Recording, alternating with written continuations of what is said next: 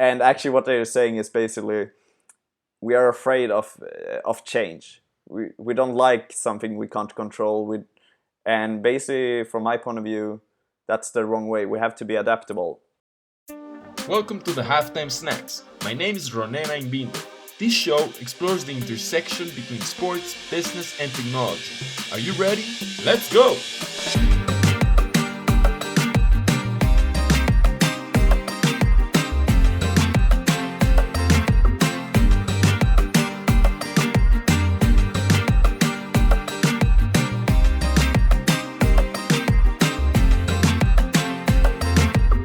Joining us today for the Halftime Snacks is a sports manager and scientist who's constantly involved in technology, innovation, development, and sustainability in sports. Coming to the show all the way from Malmo in Sweden is a man whose vision is to make an impact and give back to the sport community.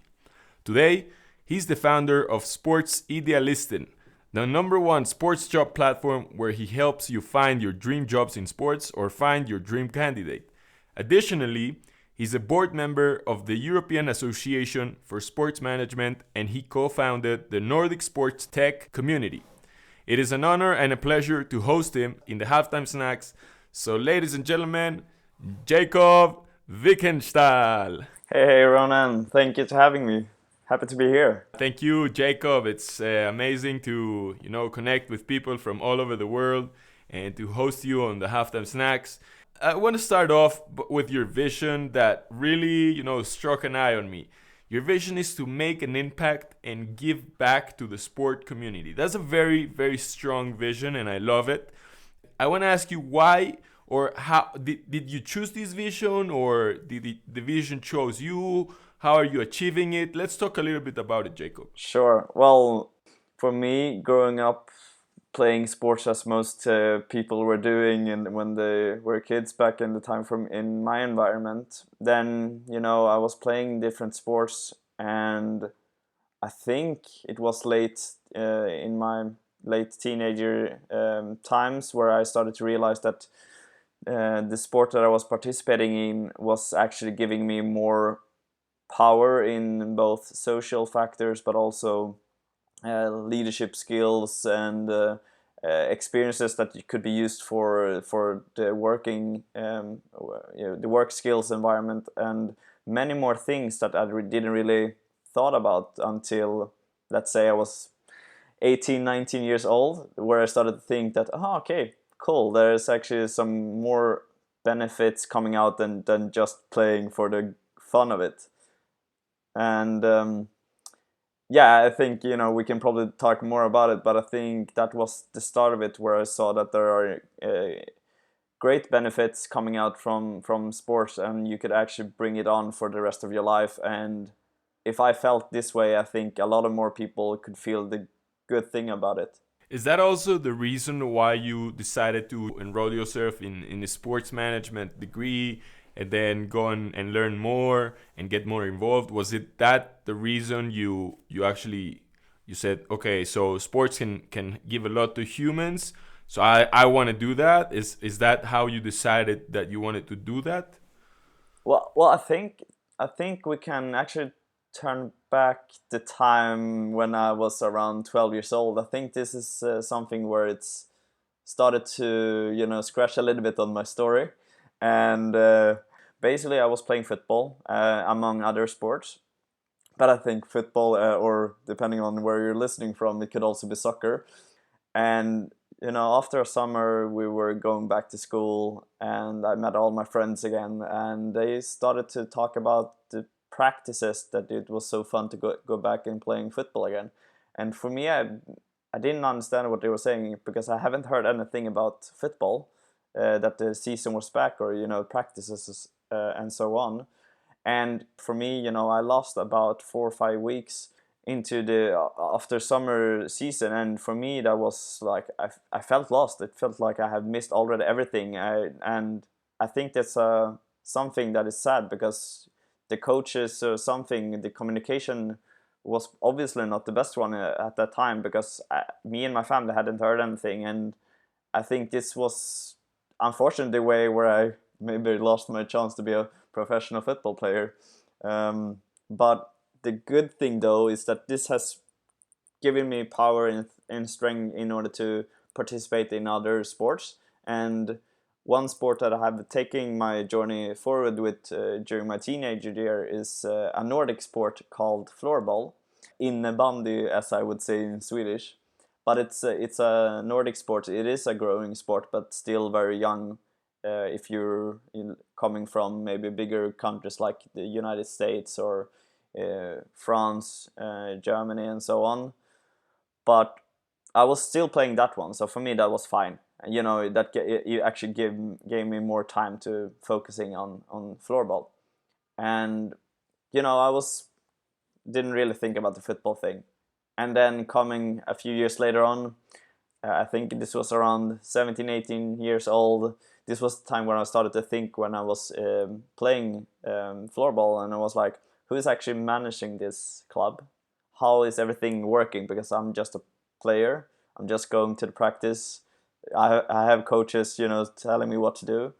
But I started to think a little bit who is, you know, arranging everything, but nothing more than that. I didn't ask a lot. I just started to have those thoughts. And I had another bad experience here. I had a game where I was promised, all the players were promised to play.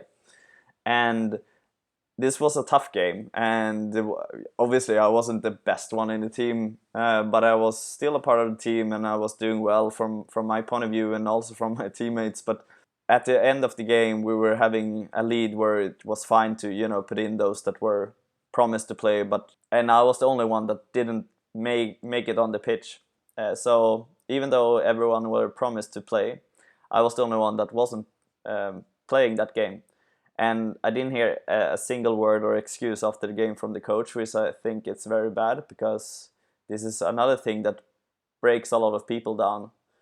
And giving this one and the first one when I stopped playing football, those two things have given me a lot of, let's say, power for me to change it into positive things. Okay, now I have to make sure that less people are experiencing this sort of things.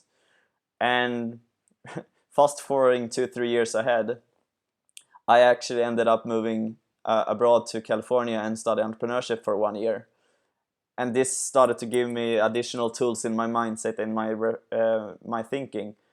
And I started to realize and reflecting to the American culture with sports, and it's totally different than what I was raised up with. And this was, you know, the time where I realized when I was 12 years old, stopped playing football. Later on, when I have this bad experience with the coach and not playing, that actually I can do something here. I can actually contribute with my experiences, but also my passion and my energy to the greatness of sports. So this was probably the time where I realized that I can do so much more, and even though I'm just a little me, I can still do a lot.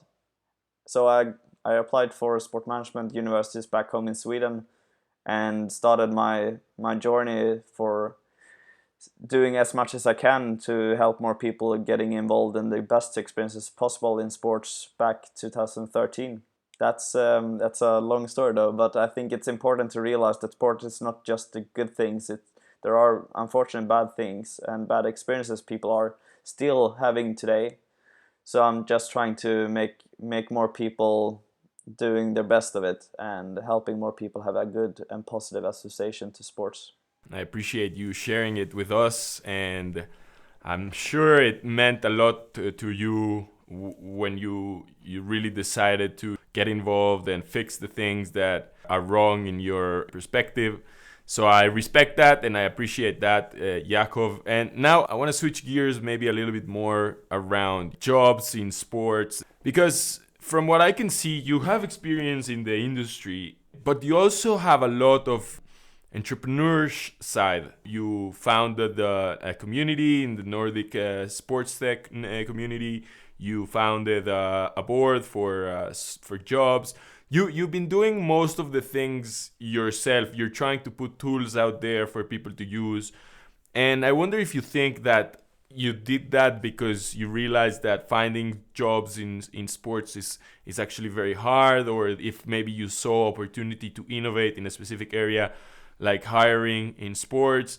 I want to know, what do you think about that, and if that's why you decided that entrepreneurship was more the side you wanted to focus on rather than just trying to get the best job in the industry. There's no, I would say there's no secret to success here. I think it's a little bit starting with yourself, and since we're sitting here and talking, I guess I should talk from my point of view. And for me, I was just mentioning my entrepreneurship pathway from California. I think this has made me a little bit more into the entrepreneurial side of it, and also learned me a lot of, you just have to do a little bit from your side, and you can actually do a lot of things from that part, just believing in yourself. And sure, there are great people that you can get support from, but for me, we also had an entrepreneurship course in the sport management program that I was taking part of, and there I realized that actually I can take the entrepreneurship things that I learned from California and actually pop it into the sports system. And funnily enough, you can do so much more. But usually in sports, we have been very traditional. So it's often been like, this is a saying that most people are using from the traditional side of it. It's like, we've always done this, so let's keep doing it. Why changing something? And actually, what they're saying is basically, we are afraid of change. We don't like something we can't control. And basically, from my point of view, that's the wrong way. We have to be adaptable. And this is a little bit from the entrepreneurial factors, I would say, in the lifestyle of it, that you have to just be fine with being in unsecure places and adapt to the situation and do as best possible, because the only thing you can do is the best from your side of it. And sometimes you have a good timing and it's become a success, sometimes not. And when I lived also in Australia a few years ago, this was the end of my studies as well, where I started to look into the different job sectors in sports. And I think these have a good mix of it, because people that are listening at the moment that are thinking that sport is the dream job, keep believing in that you can do it. That's the first thing. But it's also very hard to find those jobs, but also finding a way into the job sector in sports. So if you are very creative and want to do stuff, taking the entrepreneurial pathway into sports is not a bad thing. It's actually a good thing, because you could actually build your own experiences. So if you think you have a resume where it says there's no sports experiences in my resume, how can I get into a job in sports? Well, actually, one thing, you can build your own experiences. It's not a bad thing to, for example, in this case, have a podcast and actually learning a lot from its content creation. It's like interviewing skills. There are so much more behind the scenes that you're not thinking about. But also you can run a blog. You can learn about research and mentioning different inspirations in sports and share that with the people. You will actually create a lot of value. I think these things shouldn't be thought of something that is cheap, or it's just a free time thing. It's actually something that you can use in your own experiences for your future work. So coming back to the point here, entrepreneurship and sports is something that you can actually put in together and work with. And in my case, I saw a lot of lack from the job market in sports, and there are very hard roles to fill in that you can easily find today. So I just thought, let's find the different jobs that are out there and give them to the people instead of them having a hard time to finding them. And so basically for me, that was adding the entrepreneurship stuff of just do it yourself, and then trying to help as many as you can. And that could be one person, that could be 20, that could be 1,000. But I don't think we should forget the one person that you can actually help today. So building your own skills is one way to do it. Another way is to just using others' experience that you have and put them in a good context to showcase what you can do in sports as well. I saw lack of job opportunities that were out there, so I started to find them myself and give them to people. You know, there's this concept that I love called permissionless work, and it's that you don't really ask for permission to do something for someone. So there's actually this guy called Jack Butcher from Twitter that I follow, that he mentions it all the time, that if there's a company that you like to work for, just figure out the problem in their website or in their marketing and just fix it. Publish it on like networks or send it to them, or just do it and send an email to the CEO and be like, hey, you did this wrong, here's how you should do it, you know. And that's how you actually can catch the attention of the people that you want to work for or you want to work with. And then, you know, as you mentioned, helping other people and trying to develop your skills, I think that those are really valuable lessons, Jakob, and I think I appreciate them, and I'm sure the listeners appreciate them as well. And I want to know how your platform, Sports Idealisten, is using technology to create opportunities for both candidate and employers. What's the rationale behind the code that aims to find and connect them together? Actually, you know, it's very hard to find those jobs and the job seekers themselves where you can have a successful match. But for us, it's been a lot of what are the people wanting from the job seeker side of it. So I've been coming from the beginning and coming from the job seekers point of view, because there are so many more job seekers out there than jobs out there, and especially during a COVID situation, it's even harder than ever to beat the competition of getting that specific job. But for us, it's been a lot about what are our job seekers looking for, and trying to getting those jobs that are a good fit for them. But also from the job side of it, I mean, what are for them is a good platform to be at. Usually, yes, of course. But then also, like, how realistic is it? We're trying to help as many as we can, but we also know that the world is quite big. So it's been a greater focus on perhaps English speaking jobs, but also since I'm from Sweden, I also managed to get into a lot of jobs in Swedish, but also in the Nordic countries. So, you know, the technology can also always be developed, and I think if you've already been to Sportalis, then you might have seen a development from 1 year ago until today, which also says for everyone that we're trying to develop the technology, the platform every day.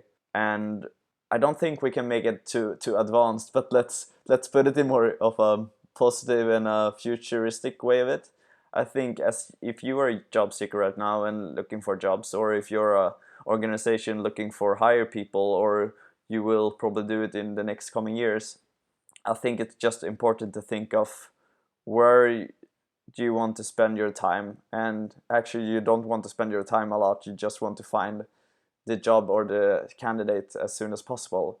And that's what we're trying to achieve. We're trying to just give a good fit, and I think in the future it will be even more convenient than it is today. So I think that's the story so far. I want to know your opinion about LinkedIn, and I want to know if you think LinkedIn is a good tool, if you think it's flawed in terms of like finding a job in the sports industry.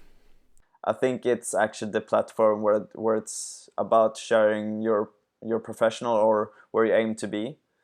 And they have done a great job so far, you know, with building this professional approach to it. When it comes to jobs, I think it's, you know, there's a lot of great jobs out there on LinkedIn. And some of them are posted from the organization looking for it, and some are from like platforms like Sportalis sharing different jobs. So from a job seeker side of it, I think it's actually, you know, great opportunities out there, and it's easy because you can also share your resume, so to say, from your LinkedIn page immediately. Some use that approach where you can apply with your LinkedIn account. Some will just do the regular send in your resume on the email. So I think it's worth it if you have a profile that you are updating, that you're making sure that it looks professional. You have a good picture, you have a realistic title and so on. If you're thinking for a job and you want to act professional, then you should start with your profile and then start to look at the job side of it. That's one way to look at it. And for me, you shouldn't look at LinkedIn as the one thing. You should look at LinkedIn as a tool that could help you boost your career, either finding a job, finding candidates, and so on. But don't look at it as the only one. We have to use it as a tool to help us. Yeah, I feel like a good metaphor would be running shoes. You don't really need them to run, but of course it would help you if you have them. So I guess that LinkedIn works the same way. If you don't have a LinkedIn and you want to work, either it's in the sports industry or in any other industry, tech, finance, whatever, just go ahead and open up. I feel like there's also value in Twitter in a sense. I feel like Twitter is like the place where you can see what someone is thinking, reading, and working in. So I also recommend opening your Twitter account and working on it as well. Since we're running out of time, I want to ask you a personal and last personal question. And that is, what is one book that you read that has greatly influenced your life and why? The book that I have with me is called Factfulness. And I think you can actually find factfulness in all different media. You can probably find great shows and talks from Hans Rosling as well, because he's the author of the book. And to give you a short brief about it, it's basically we are very stupid in this world because we are not actually looking at the real facts and the real statistics and using it in the right way. So what he's going through in the book is basically describing the bigger discussions that we do have in the world, and actually showing that most of the people growing up today, they don't know anything what's actually true. And he had done a great let's say research with the students, where he had been asking them several questions around, let's say, is the world going down when it comes to people dying and so on. And it could be about talks about how is the different societies being developed or undeveloped and so on. And usually people don't know anything. They are guessing that it's worse than ever. But Hans is showing that it's actually going well in different tough factors that we are discussing every year.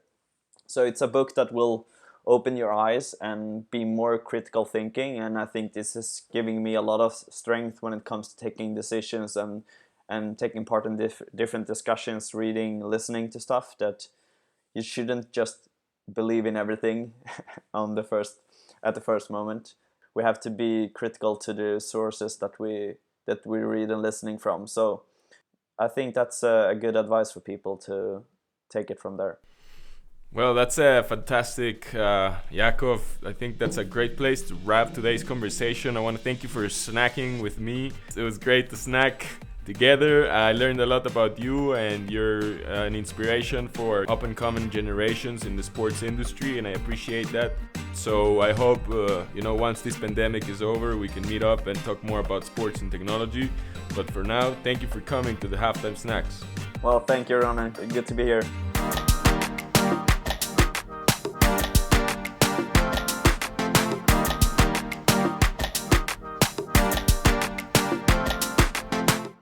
Before you leave, I want to thank you for listening. To hear these or any other Halftime Snack, check out the full archive on my website, which you can find on the show notes. See you next week!